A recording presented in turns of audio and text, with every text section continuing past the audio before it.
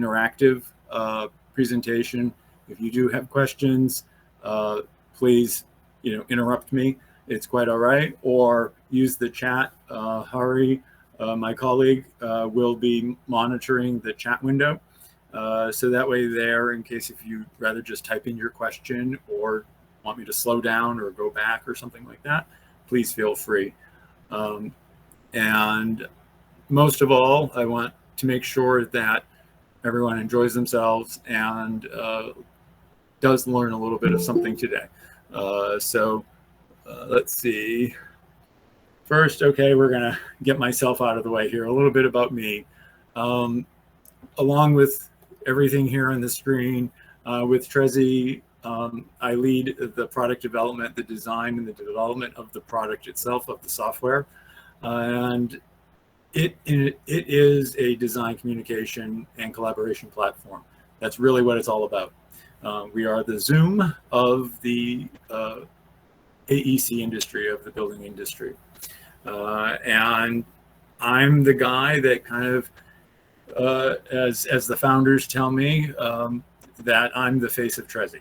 So the idea, in terms of my background and knowledge as an architect, and as a person who has led technology in architecture and engineering for a good 30 years, I kind of get it.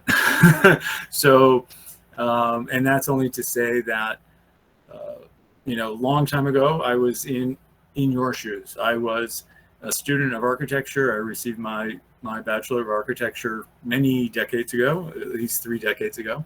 And then as I started my career as an architect, it evolved, and I became the guy who knew CAD. And so suddenly, as AutoCAD was coming into the profession, I introduced it because I happen to understand how to use a computer and how to specifically set up and use AutoCAD. And so I spent that first decade of my career implementing CAD. And then in my second decade of my career, I implemented BIM. Actually, I did a lot of work with Autodesk, and after their acquisition of Revit in the early 2000s, I then became, at a certain point, I became a part of Autodesk and a part of making everybody use Revit. So you can blame me and a whole lot of my colleagues for that.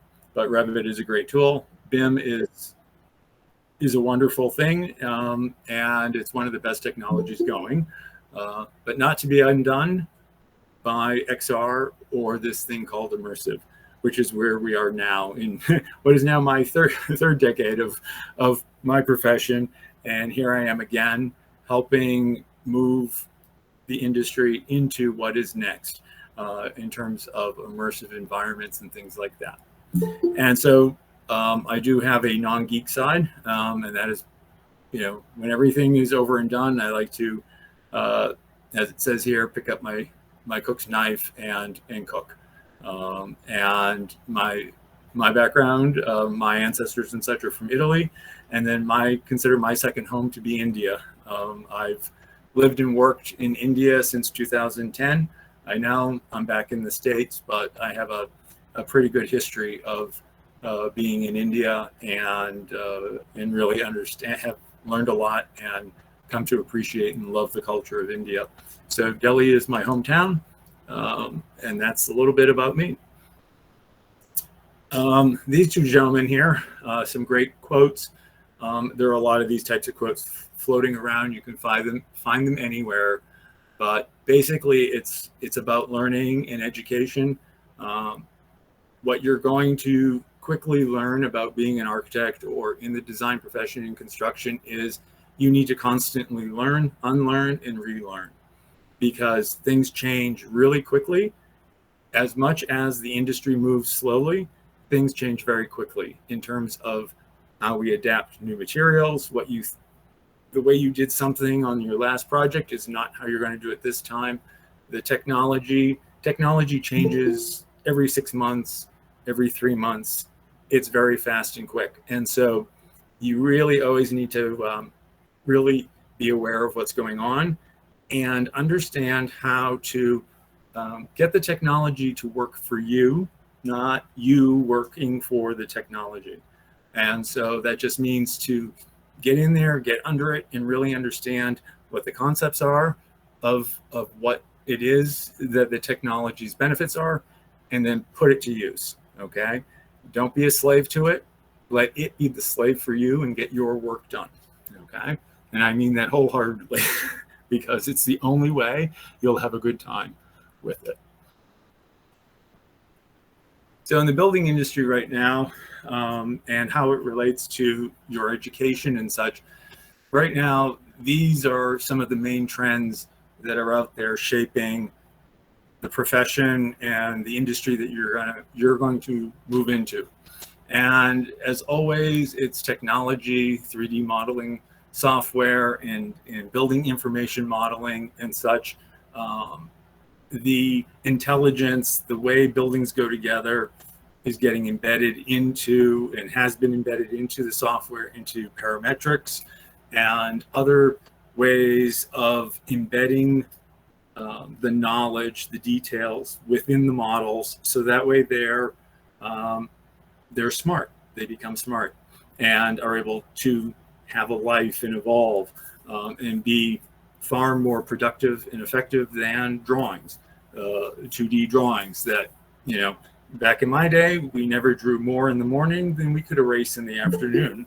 So now you don't have to worry about that because you can just model, and parametrics will help you see and learn and iterate and really be able to design.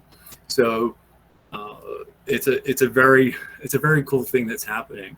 Of course, the cloud, real-time collaboration, the Internet of Things, all of these sort of like sensors and just sort of this mesh of what I call the technology grid, the grid that's out there that just gives the energy to everything and anything, and allows all the various intersections and nodes on the grid to be in communication with other nodes on the grid. It could be you and your colleagues, it could be you and your client, you and your professors, or it could be your computer, somebody else's computer, software you're using, somebody else's.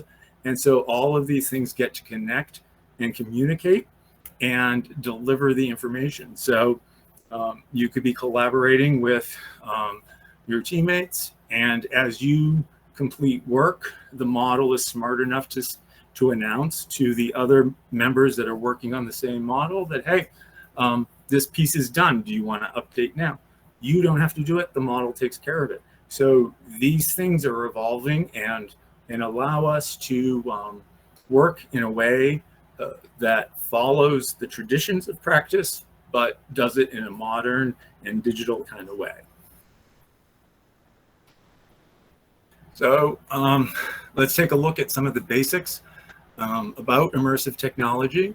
And, you know, you've all probably have played video games, and whether it's in first person or you've actually put on a headset and gone into and done a VR game, that's really what we're talking about here. We're talking about that virtual world where you're able to construct it and have it be, you know, the unbuilt world that you're imagining and designing. And then there are sort of these 4 levels of it, so to speak, of the way you interact. In VR, you completely remove yourself from the physical world and go into this virtual world. Okay, so you've got the goggles on, you're completely void of the real world, and so the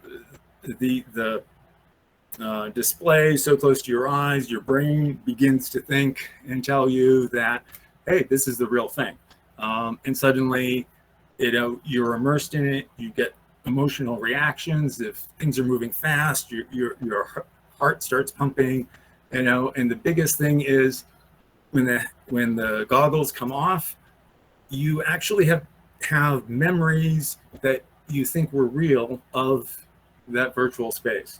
And I've watched this happen with people coming in and out of VR, where suddenly they remember something that was fake, to be